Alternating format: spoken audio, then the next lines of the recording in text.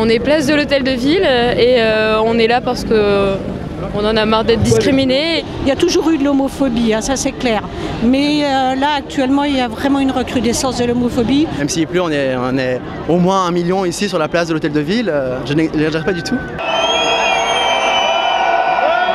Les actions de ce week-end sont absolument dramatiques. Il y a 2 personnes qui se tenaient la main et qui marchaient dans la rue et qui se sont faites frapper parce qu'elles étaient homosexuelles. On se dit que ça aurait pu être nous à leur place.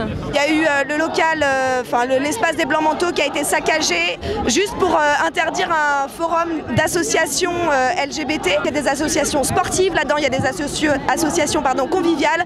C'était bien un acte homophobe contre les personnes LGBT. J'écris ça cet après-midi parce que pour moi ce qui est en train de se passer c'est ni plus ni moins du terrorisme. Ça me dégoûte en fait, mais c'est pas au-delà juste des homosexuels, c'est juste que voilà, c'est pour toute la société, c'est pour les femmes, c'est pour les minorités de manière générale et c'est contre la violence, contre ces propos haineux. Frigide, ferme ta gueule quoi. Ils sont tous à dire on n'est pas homophobe, on voit pas d'homophobe à la manif pour tous. Alors que là, dans les faits, c'est qu'il y a des gens qui commencent à se faire taper à répétition et que l'homophobie est libérée en France dans les paroles et dans les actes. Frigide, ferme ta gueule quoi. Ils sont proches de mouvements comme le GUD qui a publié la semaine dernière quelque chose où ils appelaient clairement au meurtre sur les Gay Pride. Si on regarde bien, c'est quasiment que des militants UMP, FN, extrême droite. Ils ont toujours considéré que nous sommes illégitimes à prendre les rênes. Eh bien, le prétexte, c'est l'homophobie, c'est des coups, c'est des insultes. J'habite dans un quartier assez difficile et quand je rentre chez moi, j'ai assez peur par rapport à mon apparence et tout. Pas plus tard qu'il y a une semaine, j'ai embrassé mon mec dans le métro. À la sortie, je me suis fait taper. C'est juste quelque chose que tu choisis pas dans ta vie et tu peux pas te faire casser la gueule pour ce que t'es. C'est comme ça pour les homos, les trans, les lesbiennes. Ça donne un sentiment de honte, un sentiment en fait de différence. Chaque agression, malgré ce qu'on peut penser, elle m'atteint moi directement. Parce que quand on parle de toute cette communauté en faisant un seul paquet, alors que comme tous les types de population, on n'est évidemment pas un seul paquet, moi je me sens agressée. Tout le monde se croit un peu tout permis dans la mesure où la parole s'exprime dans la rue. Moi j'habite boulevard Saint-Michel, quand je vois Civitas briller sous mes fenêtres, l'autre fois j'étais cernée par des services d'ordre, sortis de là par des CRS. Vieille 68 ans, les CRS, ça m'a énervé.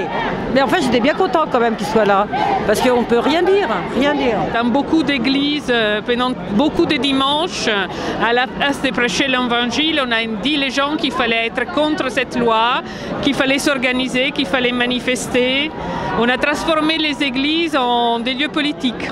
Et ils s'imaginent être le peuple français qui fait une révolution pour reprendre le pouvoir. Les entiers voulaient récupérer les printemps révolutionnaires en appelant leur croisade horrible le printemps français. C'est pas un printemps français, c'est une croisade homophobe dégueulasse. C'est pas une révolution joyeuse et libératrice. Il va falloir véritablement, que ces gens, c'est-à-dire la droite, considèrent que nous sommes aussi de cette France qui travaille, de cette France qui produit, de cette France qui a aussi une vie intime, familiale. Ces gens-là, dans 20 ans, seront au mariage de leur fils ou leur fille homosexuelle. Ils se diront mais pourquoi en fait je me suis battu comme ça.